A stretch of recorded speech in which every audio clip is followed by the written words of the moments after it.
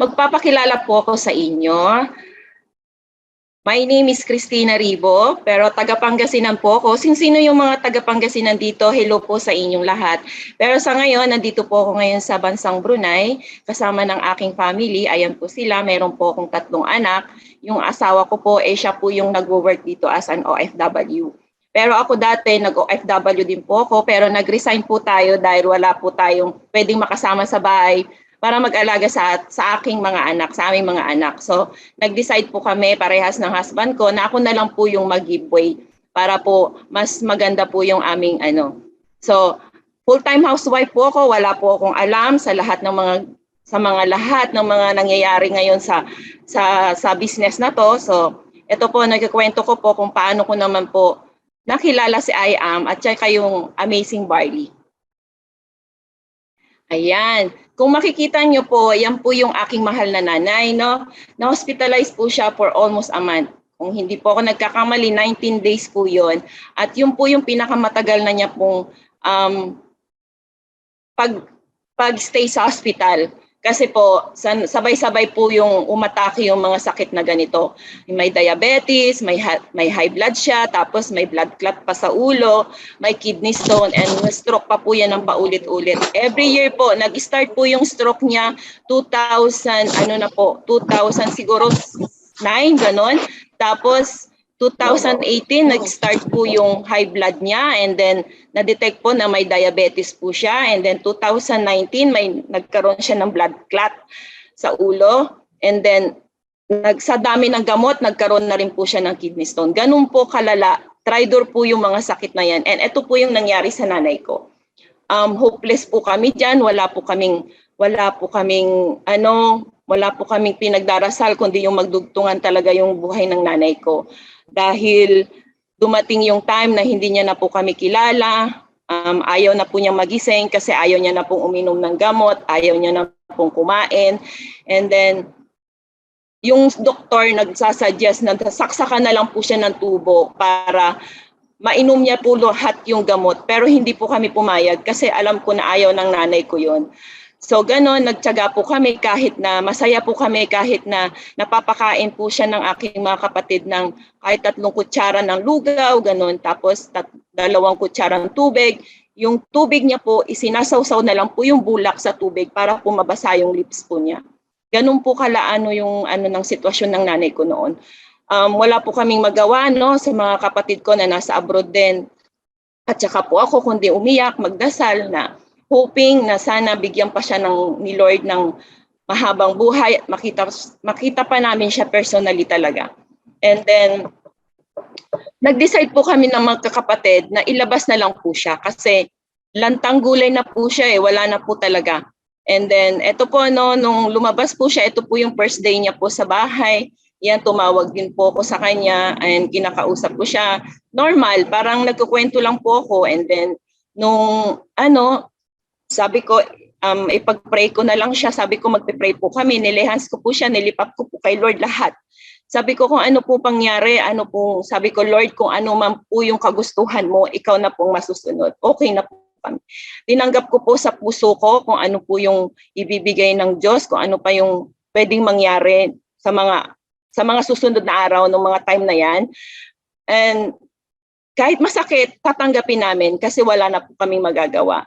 Pero sabi ko kay Lord, kung meron pang pag-asa, sabi ko, ipakita niya sa amin yung tulungan niya po kami. And then, eto nung nag-message yung kapatid ko, kinabukasan, isa po siyang nurse sa Saudi. And then sabi niya sa akin, ate, bakit hindi natin subukan yung Amazing Barley? And then nag-recall sa akin, sabi ko, oo nga, yung pala nakita ko na po siya pero hindi ko po siya pinansin. Pinagpalit ko po yung pagkakataon na yon na pwede palang magamit ng aking nanay. So, dali-dali po ako nag-search sa Google kung saan ko po pwedeng makabili yung Amazing Barley. And then, nung nahanap ko po yon, isa po sa mga tao na pinadala ng Diyos sa akin na pwede kong pagkatiwalaan, yun po yung aking business partner na ngayon. na walang iba kundi si Ms. Jenilyn Rodriguez na nasa Pilipinas po. Hindi pa po kami nagkikita personally, pero sobrang thankful po ako sa buhay niya dahil hanggang ngayon, tinutulungan niya po kami. And then, bumili po ako ng 3 boxes po ng barley sa kanya and then pinadala niya po sa Pangasinan yun. And ito po, no, makikita niyo po, yan po yung aking nanay. Nakikita niyo yung pagkakaiba ng mukha niya, no, mula nung umpisa hanggang sa naka-recover po siya. 10 days niya lang po yung barley na tinake niya. Ayan, so nakabangon po siya. Kahit na ganyan po yung tawa niya, sobrang priceless na po yan sa amin. And then ito po, ginamit ko yung quote na to, na sabi niya, it costs money to stay healthy, but it's even more expensive to get sick. Sobrang totoo po yan. Ngayon ko lang na-realize yan nung nag-spend kami ng more than 500,000 sa hospital na pwede ko pala siyang gawing 10 days lang and 3,000 pesos lang pala yun. So ganun ko po. Hindi na po ako nagsisisi. Nagpasalamat na lang po ako sa Panginoon. And ito po sabi niya sa Exodus 23:25, you must serve only the Lord your God. If you do, I bless you with water and food, and I will protect you from illness. Ito po yung naging fruit of trust po namin. And ito na po yung aking nanay ngayon. Napaka-healthy po niyan, no? And sobra po akong grateful and blessed kay Lord dahil sabi, naniniwala ako dito sa quote na to na God works in mysterious way. Sabi niya, basta keep burning and trust kay Lord. Totoo po niyan. And then syempre, hindi po kami papayag na hindi po rin namin ma-experience yung amazing niya. So nagpadala po kami dito sa Brunei dahil meron na rin pong dinaramdam yung aking husband, no? Ayan. Bago po ang barley, meron na pong nararamdaman ng aking husband na meron na po siyang fatty liver, high cholesterol na rin po siya, high uric acid, and then meron pa po siyang isa, yung rest leg syndrome na wala pong cured yan. Kahit i-search niyo po yan, wala po.